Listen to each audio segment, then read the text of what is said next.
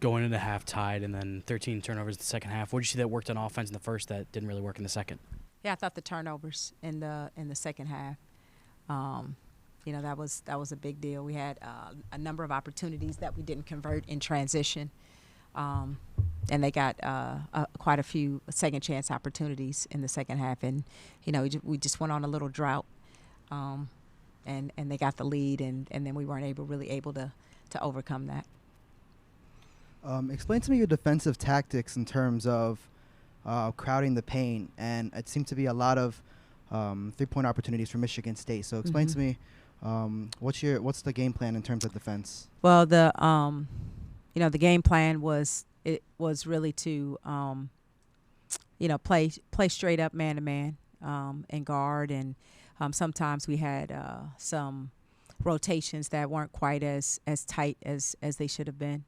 And they some of their 3-point shooters got loose, especially on like the second shot, second chance opportunities. They got offensive rebounds and kickouts, and we got caught scrambling a little bit and weren't able to recover the shooters.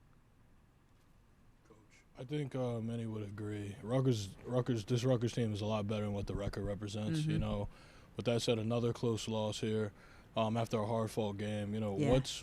what's not connecting, or what's happening where the girls are having a hard time closing games? Yeah, I think sometimes it's not been one thing.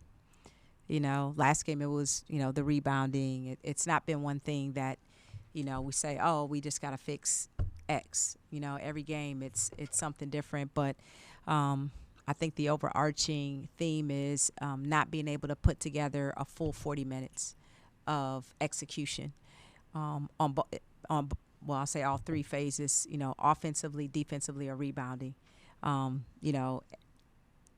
Every game it seems like we have a period of the game where we have a little bit of a drought where either we're not getting the rebounding or we're not getting the stops that we need or we're not scoring or we're turning the ball over. So it's not really one thing, but it's just our inability right now to really execute for 40 minutes. And so we just gotta keep plugging away and trying to find a way to make that happen. China with 15 rebounds, Mm-hmm. 4 blocks.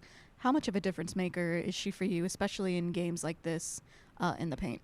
Yeah, I think when we're playing teams where, her size and height can be impactful when she gets in there and she gives us second chance opportunities and gets on the boards, it's really important and it's really impactful for us.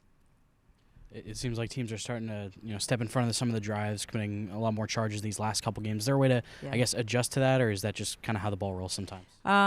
It's definitely something that we're seeing more of, and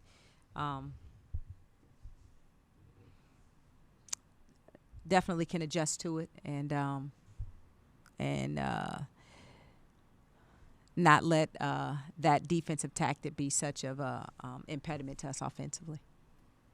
Do you feel like this was one of the better first halves that they've had overall as a team this Absolutely. I thought the first quarter was definitely, kind of how we want to play, and even the second quarter, definitely how we want to play. And then again, the third quarter, things kind of got away from us, and then we were able to bounce back. But again, I think we just have to find a way to put a true 40 minutes together. And if we can do that, we'll be in good shape. Coach, kind of to harp on that, the first, you guys had a pretty good start to come out the game. Mm-hmm.